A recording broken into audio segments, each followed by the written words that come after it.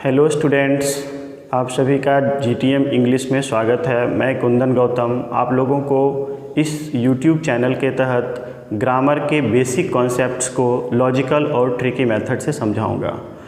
मैं कोशिश करूंगा कि आप सारे टॉपिक्स को, ग्रामर के जो जितने भी टॉपिक्स हैं उन सारे टॉपिक्स को मैं अपने सामान्य तरीके से उस चीज़ को समझाने की भरपूर कोशिश करूंगा। तो आज हम लोग स्टार्ट करते हैं। एक हम लोग कॉन्सेप्चुअल चैप्टर लेते हैं वर्ब। चूँकि आप समझते हैं कि किसी सेंटेंस को बनाने के लिए सब्जेक्ट के साथ वर्ब का होना आवश्यक होता है। वर्ब के डिफरेंट नेचर्स होते हैं, वो अलग अलग सेंटेंस में अलग अलग फॉर्म में यूज़ होते हैं। तो सबसे पहले हम लोग ये देखने की कोशिश करेंगे कि वर्ब होता क्या है, उसके कौन कौन से फॉर्मेशन होते हैं, उसके क्लासिफिकेशन क्या है और मेनी मोर थिंग्स। सो हम लोग अभी देखेंगे बेसिक कॉन्सेप्ट्स ऑफ वर्ब। सबसे पहले तो इसको डिफिनीशन में देखते हैं कि what does it mean of verb. तो वर्ब होता है, सामान्य से इसकी अगर आप परिभाषा देखते हैं तो आप इसको याद रख सकते हैं कि verb is a doing word. एक वर्ड आपको याद रखना है मात्र, यानी करने वाले को क्रिया कहते हैं। यानी जिससे आप उसको थोड़ा ब्रॉड सेंस में अगर आप देखते हैं तो इसका मतलब हुआ कि जिससे करने या होने का बोध होता है उसको हम कहते हैं वर्ब। आप उसको जब आप डिफिनीशन को थोड़ा ब्रॉड और भी करते हैं तो आपको दो तीन चीज़ को याद रखना होता है, जिससे एक ऐसा वर्ड जिससे स्टेट, एक्शन और पोजीशन का बोध होता है उसे हम लोग क्या कहते हैं, वर्ब कहते हैं। यानी सामान्य रूप से आप ये समझ सकते हैं कि स्टेट का मतलब हुआ अवस्था, यानी कि if you are standing that means कि अगर हम खड़े हैं तो वी आर इन स्टेट, हम यानी एक अवस्था में हैं। एक्शन का मतलब क्या होता है, एक्शन का मतलब होता है जब हम कोई काम कर रहे हैं, कोई चल रहे हैं, जैसे कि इफ़ यू आर रनिंग, अगर हम दौड़ रहे हैं दैट मीन्स कि we are in action. Position का मतलब होता है संबंध, यानी कि जो ऑक्सिलरी वर्ब होते हैं जिसको आप हेल्पिंग वर्ब के नाम से भी जानते हैं, उनका काम होता है कि सब्जेक्ट का अन्य शब्दों के साथ पोजीशन करना, यानी संबंध बतलाना। अर्थात पोजीशन को बतलाने वाले भी क्या कहलाते हैं, वर्ब कहलाते हैं। यानी आप इस चीज़ को इस तरह से डिफाइन कर सकते हैं कि a verb is a word which is used to express state, action और पोजीशन। स्टेट, एक्शन और position, that type of word is to be said verb. उसको हम लोग क्या कहते हैं जी, वर्ब कहते हैं। तो वर्ब की परिभाषा सामान्य रूप से आपको समझ में आ गई होगी कि ये तीन शब्द आपको याद रखना है, स्टेट, एक्शन एंड पोजीशन। यानी कि एक ऐसा शब्द जिससे स्टेट का बोध कराता है, यानी अवस्था का बोध कराता है। एक्शन का मतलब क्या हो गया, क्रिया का बोध कराता है, क्रियाकलाप। और पोजीशन का अर्थ हुआ संबंध। मैं एक पोजीशन का एग्जाम्पल देके मैं आपको समझाऊँ थोड़ा यहाँ पे। जैसे I am reading a book, अगर हम एक सेंटेंस यहाँ पे लेते हैं, I am reading a book, मैं एक किताब पढ़ रहा हूँ, तो इस सेंटेंस में आप गौर कर सकते हैं कि ये दो वर्ड वर्ब के रूप में प्रयुक्त हुए हैं, और इस दोनों वर्ड को अगर हम हटा देते हैं यहाँ से तो इस वाक्य का कोई मीनिंग नहीं रह जाता है। आप दूसरा सेंटेंस देख लेते हैं यहाँ पे, आई एम अ बॉय। आप इसमें भी देखें कि एम शब्द को अगर हम हटा देते हैं तो ये मीनिंगलेस हो जाता है, फिर बच जाता है I a boy. There is a meaningless sentence. So this type of example proves that this particular structure expresses the position of different words which are used in a sentence. So ये सारे क्या हो गए, verb हो गए। अब मैं आपको इसके क्लासिफिकेशन के बारे में बताता हूँ। ये क्लासिफिकेशन, इसका क्लासिफिकेशन का मतलब क्या हुआ, उसको हम बांटने की कोशिश करते हैं, तब हम उसको समझेंगे कि किस किस तरीके से वाक्य में प्रयोग होता है। क्लासिफिकेशन ऑफ वर्ब, तो यहाँ पे देखिए लिखा हुआ भी है, मैंने पहले से इस चीज़ को लिख लिया है, थोड़ा आपका समय बचे। बेसिस, यानी स्ट्रक्चर के आधार पे, फॉर्म के आधार पे और ऑब्जेक्ट के आधार पे। बेसिस का अर्थ होता है आधार, और उसका प्लूरल फॉर्म होता है बेसिस। इसलिए चूंकि तीन हमने यहाँ पे यूज़ किया है बेसिस को, स्ट्रक्चर के बेसिस पे, फॉर्म के बेसिस पे और ऑब्जेक्ट के बेसिस पे, इसलिए हमने यहाँ बेसिस शब्द का प्रयोग किया है। तो स्ट्रक्चर के आधार यानी बनावट के आधार पे हम लोग इसे क्लासिफाई करते हैं दो भाग में, मेन वर्ब और ऑक्सिलरी वर्ब। आपकी सुविधा के लिए यहाँ पे पहले से लिख दिया गया है। उसके बाद देखिए यहाँ पे फॉर्म के आधार पे फाइनाइट, नॉन फाइनाइट और इसी तरह से ऑब्जेक्ट के आधार पे ट्रांजिटिव और इंट्रांजिटिव वर्ब होते हैं। यानी कि ये सारे वर्ब के टाइप्स ही हैं, लेकिन सबका आधार अलग अलग होता है। सपोज दैट हम कहते हैं कि भाई आदमी कितने प्रकार के होते हैं, तो कहते हैं आदमी दो प्रकार के होते हैं, काला एक गोरा। तो क्या हमने किया, उसको रंग के आधार पे बांटा। ठीक उसी तरह से हम इसको एक आधार के आधार पर जब हम बांटते हैं तो उसका हम इस तरह से अलग अलग टाइप्स लिखते हैं, और ये आपको यहाँ पे मेंशन किया हुआ है। अब मैं बारी बारी से इस चीज़ को पहले डिफाइन करूँगा, आप एकदम केयरफुली हो कि इस चीज़ का डिफिनीशन समझिए, और मैं यहाँ पे एग्जाम्पल सबका अलग अलग फॉर्म में देते चलूँगा और इसको मिटाते चलूँगा। मेन वर्ब क्या होता है और ऑक्सिलरी वर्ब क्या होता है, बहुत आसान है, आप लोग इसको पढ़े भी होंगे, पहले ध्यान से समझ में आता भी होगा, लेकिन आप फिर भी मेन का मतलब होता है मुख्य और वर्ब का मतलब होता है क्रिया, यानी कि मुख्य क्रिया, यानी कि सेंटेंस को स्ट्रक्चर करने में। देखिए याद रखना कितना आसान है, स्ट्रक्चर के आधार पे दिए हैं, अर्थात हम ये कहेंगे कि वाक्य को स्ट्रक्चर करने में, यानी सेंटेंस जब बनाते हैं तभी ना वर्ब का प्रयोग होता है। सेंटेंस बनाते समय यानी स्ट्रक्चर करते समय जो मुख्य भूमिका निभाती है उसको हम कहते हैं मेन वर्ब। दूसरा हमारा है ऑक्सिलरी वर्ब, और ऑक्सिलरी वर्ब का मतलब हुआ सपोर्ट करना यानी सहायता करना, यानी हेल्पिंग वर्ब इसलिए इसे कहते हैं, यानी कि जब ऑक्सिलरी वर्ब एक ऐसा वर्ब होता है जिसका प्रयोग वाक्य के स्ट्रक्चर करने में प्रयुक्त मेन वर्ब की सहायता करता है, यानी कि उसके वास्तविक अर्थ को प्रस्तुत करता है, उसको ऑक्सिलरी वर्ब कहते हैं। मैं आपको इसको इंग्लिश में डिफाइन कर दूं, main verb, what does it mean of main verb? Actually it is a verb which plays main role to structure the sentence, that is to be said main verb. And auxiliary verb, what does it mean of auxiliary verb? It is a verb, it is a verb which is used to help the main verb to structure the sentence. इसको हम कहते हैं auxiliary verb. हम एक सामान्य सा example लेते हैं मेन वर्ब और ऑक्सिलरी वर्ब के बारे को समझाने के लिए। Suppose that I read a book, मैं एक किताब पढ़ता हूँ। एक सामान्य सा एग्जांपल हमने लिया। आप इस सेंटेंस में देखेंगे कि रीड मतलब पढ़ना जो मेन वर्ब है, इस सेंटेंस में से इस रीड को हटा लेंगे तो आप इस मीनिंगलेस सेंटेंस बन जाएगा, और ये मुख्य भूमिका अदा कर रहा है वाक्य के अर्थ को क्लियर करने में, स्पष्ट करने में कि मैं एक किताब पढ़ता हूँ, यानी करने का काम क्या हो रहा है, होने का काम क्या हो रहा है, तो रीड हो रहा है यानी पढ़ना हो रहा है, अतः यह मेन वर्ब हो गया। लेकिन जब हम इस चीज़ को लिखते हैं कि I am reading a book, मैं एक किताब पढ़ रहा हूँ, इसका मतलब हो गया कि ये रीडिंग मतलब हुआ पढ़ना, जो मेन वर्ब था रीड यानी काम क्या हो रहा है, पढ़ने का काम हो रहा है। लेकिन ये एम जो है ये बतला रहा है कि वर्तमान में पढ़ने का काम हो रहा है, यानी प्रेजेंट टाइम में पढ़ने का काम हो रहा है, इसलिए इस वर्ब को स्पष्ट करने के लिए यहाँ पे एम का प्रयोग हुआ है। That's why we can say this one is used as helping verb, it is because of it helps reading to express the actual meaning of the sentence. That's why this is auxiliary verb, this is used as an auxiliary verb, and this one is main verb. तो आप इस चीज़ को मुझे लगता है कि अच्छी तरीके से समझ गए होंगे कि मेन वर्ब क्या होता है और ऑक्सिलरी वर्ब क्या होता है। मैं इसको विस्तार से थोड़ा बाद में बताऊंगा, पहले सबको डिफाइन कर लूँ। मैं इसको मिटा रहा हूँ अभी फिलहाल।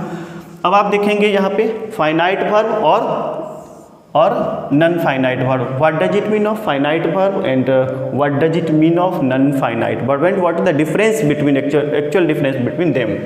फाइनाइट वर्ब क्या होता है और नन फाइनाइट वर्ब, इसके लिए मैं पहले आपको एक छोटा सा एग्जांपल लूँगा, तब मैं आपको डिफिनेशन पे ले चलूँगा। तो आप इसको समझिए पहले। ही वांट्स टू रीड, वह पढ़ना चाहता है, ठीक है।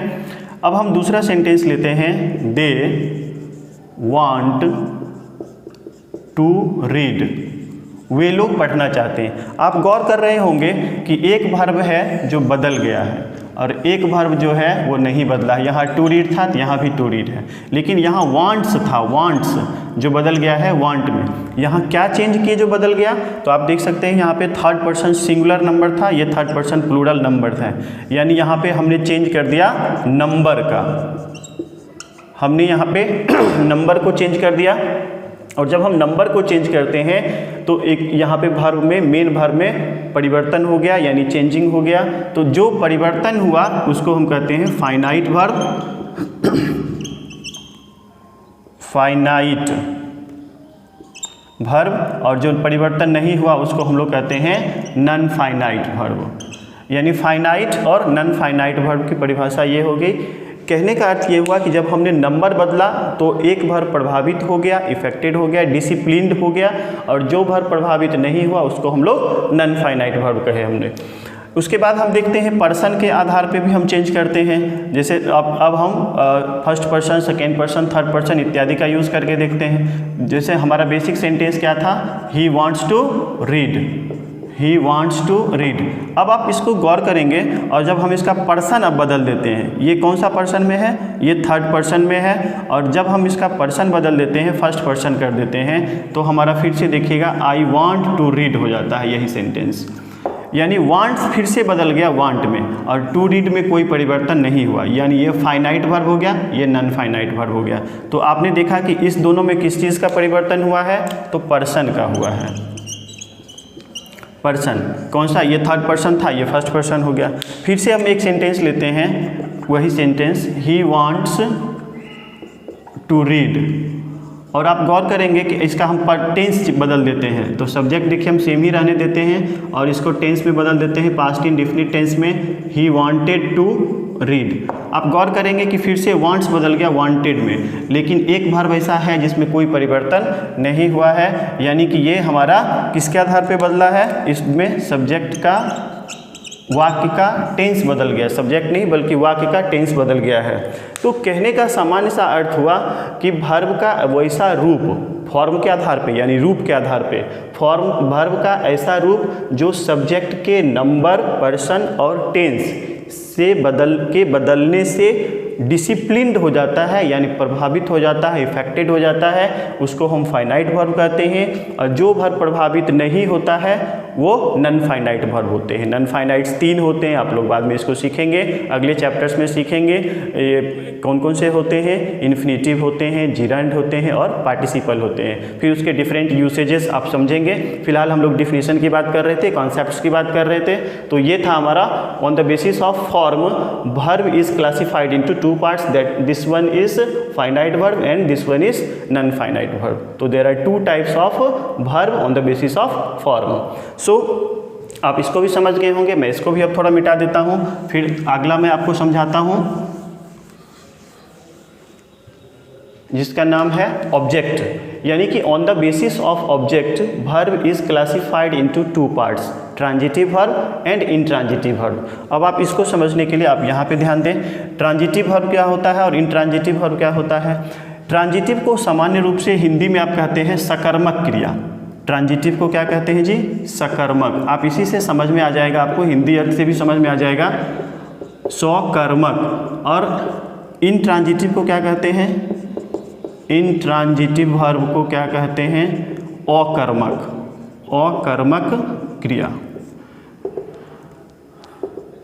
ठीक है, यानी कि स्वकर्मक, स्व मतलब होता है साथ में यानी होना, कर्म का होना यानी कर्म के साथ में, यानी एक ऐसी क्रिया जिसको कर्म की आवश्यकता होती है यानी उसके साथ होना चाहिए, उसको हम कहते हैं ट्रांजिटिव वर्ब। और जिसमें, और एक ऐसा वर्ब जिसमें हम कर्म यानी कि ऑब्जेक्ट की आवश्यकता नहीं होती है, यानी एक ऐसा वर्ब जिसको ऑब्जेक्ट की आवश्यकता नहीं होती है अपने अर्थ की पूर्णता के लिए, उसको इंट्रांजिटिव वर्ब। और ट्रांजिटिव वर्ब किसको कहते हैं, जिसको ऑब्जेक्ट की आवश्यकता होती है।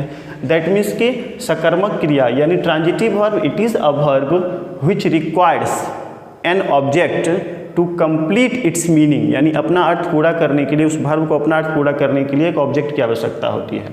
और इंट्रांजिटिव वर्ब का डिफिनेशन क्या हो जाएगा, it is a verb which does not require any object to complete its meaning, उसे हम क्या कहेंगे, इंट्रांजिटिव वर्ब कहेंगे। मैं आपको एग्जांपल से भी समझा दूं इन चीज़ों को।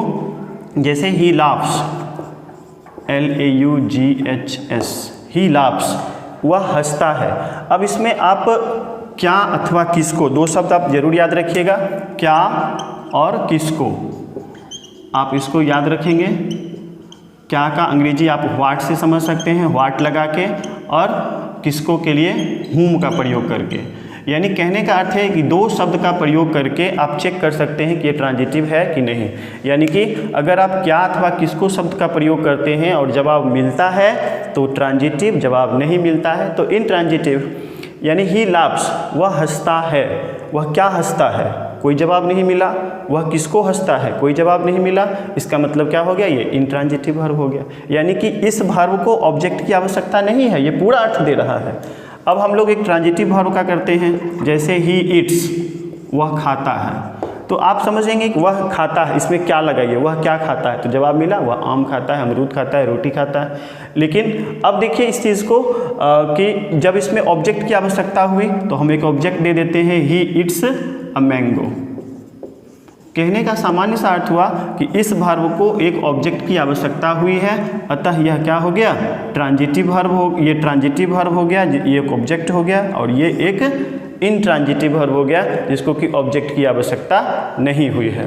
तो कहने का सामान्य सा अर्थ हुआ कि जब हम वर्ब को समझते हैं, वर्ब के क्लासिफिकेशन को समझते हैं, तो ये अलग अलग सेंटेंस में अलग अलग फॉर्मेशन में प्रयुक्त होता है ना।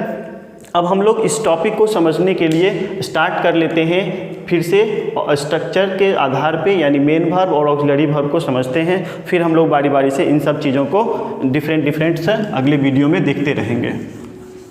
आप केवल ध्यान देते रहिए इधर, मैं आपको इसको समझाता हूँ कि मेन वर्ब क्या होता है और ऑक्सिलरी वर्ब क्या होता है। डिफिनीशन आप समझ चुके हैं। मेन वर्ब के 5 फॉर्म होते हैं, V1, V2, V3, V4 और V5। और उसी तरह से हम लोग इसके फॉर्मेशन के बाद हम ऑक्सिलरी वर्ब को थोड़ा डिटेल से समझ लेते हैं। ऑक्सिलरी वर्ब का डिफिनीशन बता दिया था। इसमें आप ये समझेंगे कि ऑक्सिलरी वर्ब और हेल्पिंग वर्ब लोग समझते हैं कि एक ही होता है, लेकिन little difference between auxiliary verb and helping verb. मैं आपको थोड़ा सा एक्सप्लेन कर दूं ऑक्सिलरी वर्ब और हेल्पिंग वर्ब में क्या डिफरेंसेस है। सो अगर आपको कोई पूछे कि एम क्या चीज़ होता है, तो आप कहते हैं ये ऑक्सिलरी वर्ब है, ये इसका सही नाम क्या हो गया, यह एक ऑक्सिलरी वर्ब है। हालांकि एम का प्रयोग आप मेन वर्ब के रूप में भी करते हैं जब यह सेंटेंस में अकेले होता है, लेकिन इसको हेल्पिंग वर्ब कब कहते हैं, जब हम इसका प्रयोग करते हैं I am reading a book. I am reading a book, मैं एक किताब पढ़ रहा हूँ। इस एम का काम किसी मेन वर्ब को हेल्प करना नहीं था, but it is used as separately and you can say this one is auxiliary verb. But in this particular sentence am is used to help the main verb reading, it's V4, that's why am is used as helping verb, not be used as an auxiliary verb. तो different type के auxiliary verbs होते हैं। मैं आपको बताऊंगा बारी बारी से इन चीज़ों को। Auxiliary verb, how many types of auxiliary verb, so that means there are 2 types of auxiliary verb.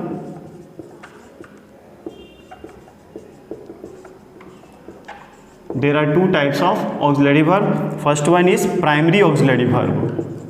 Primary auxiliary verb, and second one is modal auxiliary verb. Modal auxiliary verb.